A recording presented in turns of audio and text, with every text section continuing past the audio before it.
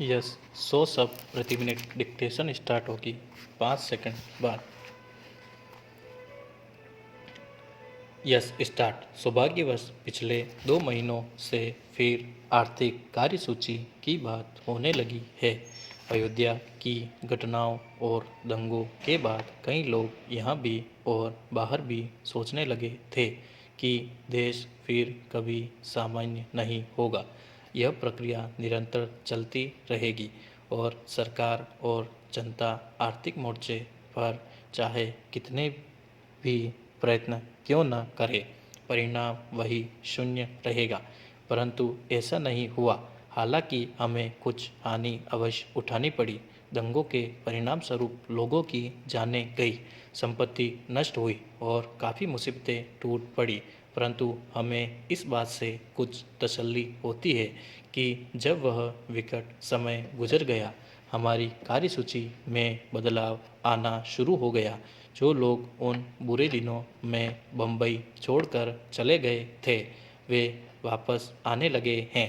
सभी जगह आर्थिक गतिविधियां शुरू हो गई है और मैं यह तो नहीं कह सकता हूँ कि हम सामान्य स्थिति में पहुँच गए हैं, परंतु मैं यह विश्वासपूर्वक कह सकता हूँ कि हम तेज़ी से सामान्य स्थिति की ओर बढ़ रहे हैं और हमें इस स्थिति का पुनः लाभ उठाना चाहिए। पेरा, अब हम इसका लाभ किस तरह उठाएं? बात केवल यह है कि हमें इस परिवर्तन से लाभ उठाने का पूर्वाभास हो गया था और इसलिए हमारा बजट विकासोन्मुख है।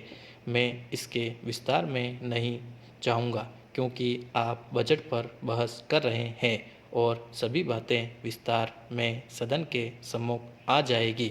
परंतु मैं यह कहना चाहूँगा कि इस देश की जनता का बड़ा भाग जो आर्थिक गतिविधि में लगा हुआ है, अर्थात किसान, तो उनके हित के लिए हमने एक नया पैकेज बनाया है जिसमें उन्हें नई आशा मिली है।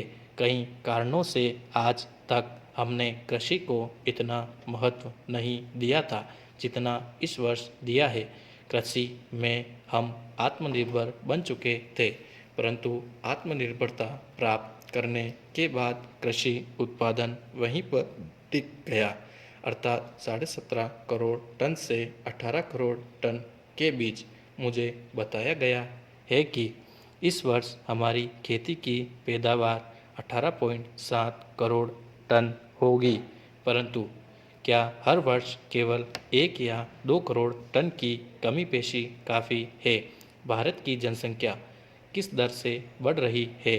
भारत में पौष्टिकता के स्तर में कितना परिवर्तन आया है? पेरा, पौष्टिकता के क्षेत्र में अनुसंधान करने वाली आपको बताएंगे कि गाँव में रहने वाले अधिकांश लोगों को वह शहरी पौष्टिकता नहीं मिलती जितनी उन्हें ज़रूरत होती है। अब गाँव में लोगों की क्रय शक्ति बढ़ेगी क्योंकि जवाहर रोजगार योजना और ऐसी ही अन्य चीज़ों के अंतर्गत हम गाँवों में बड़ी भारी मात्रा में धन लगा रहे हैं। हम जवाहर रोजगार योजना और अन्य ऐसे कार्यक्रमों के जरिए 5,000 करोड़ रुपए लगा रहे हैं ताकि लोगों को रोजगार मिले, क्योंकि हम नहीं चाहते कि लोग शहरों की ओर भागे।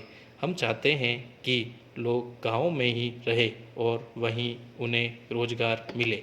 और जब गाँवों में 5,000 करोड़ रुपए पहुंच जाएंगे तो स्वभावतः गांव वाले ज़्यादा खाना चाहेंगे, ज़्यादा अच्छे ढंग से रहना चाहेंगे। मैंने जो मोटा हिसाब लगाया है उसके अनुसार अगले 2 वर्ष बाद आज की हमारी पैदावार कतई अपर्याप्त हो जाएगी। पेरा, अधिकांश विकासशील देशों की तरह भारत में भी गुटनिरपेक्ष विदेश नीति का अपनाया जाना आज पहले किसी भी समय की अपेक्षा अधिक प्रासंगिक हो गया है। गुटनिरपेक्षता का बुनियादी रूप से अर्थ होता है कि देशों को स्वतंत्रतापूर्वक रहने और अपना विकास करने का अवसर मिले, चाहे वे किसी भी ब्लॉक के देश क्यों न हो। चाहे किसी विशेष समय में एक ब्लॉक हो या एक से अधिक। गुटनिरपेक्ष देश यह चाहेंगे कि वे अपनी आज़ादी बनाए रखें, अपने हिसाब से फैसले कर सके और उनको यह इस या उस ब्लॉक से पेशगी ही न होना पड़े। गुटनिरपेक्ष आंदोलन इस बात का स्थायी उदाहरण है कि किस तरह आम सहमति से फैसले किए जाते हैं। शीत युद्ध के बाद जो युक्ति युक्त और सैनिक वास्तविकताएं सामने आई है, उनके लिए भी इसी आम सहमति का मार्ग अपनाना पड़ेगा। आज आम सहमति से ही परिवर्तन लाना जरूरी है, अन्यथा बाद में विस्फोटक स्थिति का सामना करना पड़ सकता है। अंतर्राष्ट्रीय संबंधों में आज प्राथमिकताएं इन बातों को मिलनी चाहिए। संयुक्त राष्ट्र संघ का लोकतंत्रीकरण, व्यापक विनाशकारी आणविक और अन्य हथियारों का उन्मूलन और धनी तथा निर्धन देशों के बीच नाराजगी पैदा करने वाले आर्थिक और सामाजिक कारणों पर कुठाराघात करना, आधिपत्य जमाए रखने की कल्पना पर चिपके नहीं रहना चाहिए, उसे निश्चित रूप से छोड़ दिया जाना चाहिए। पेरा आणविक प्रसार का प्रश्न हमारे लिए एक मुख्य चिंता का विषय रहा है। अब एक ऐसा अवसर आया है जिसे हमें आशा है कि कुछ आणविक शस्त्रों वाले देशों के संकीर्ण हितों की खातिर दुनिया खोना नहीं चाहेगी। पहले भले कभी आणविक शस्त्रों का कोई औचित्य रहा हो, अब तो वह कदापि नहीं है। इसे और अधिक स्पष्ट करने की कोई ज़रूरत नहीं है। हमने हमेशा इस बात का समर्थन किया है कि विश्व आणविक शस्त्रों से मुक्त रहना चाहिए। इसके लिए ज़रूरी है कि सभी आणविक शस्त्रों वाले देश इस बात की प्रतिज्ञा करें कि वे अपने आणविक शस्त्र समाप्त कर देंगे, और इसी के साथ जो देश आणविक शस्त्र बनाने की क्षमता रखते हैं, वे भी इस क्षमता का उपयोग आणविक शस्त्र न बनाने की प्रतिज्ञा करें। इन प्रतिज्ञाओं को अमल में लाने के लिए एक निश्चित समयावधि का कार्यक्रम होना चाहिए और इसकी बाकायदा जांच की जानी चाहिए। इस लक्ष्य की प्राप्ति के लिए निम्नलिखित कदम उठाए जाने चाहिए। एक सम्मेलन इस पर विचार करने के लिए बुलाया जाए कि किस तरह इन उपयोग न किए जा सकने वाले हथियारों का उपयोग न हो। सभी आणविक हथियारों के परीक्षण स्थगित किए जाएं और आम तथा पूर्ण निरस्त्रीकरण पर वार्ताएं हो।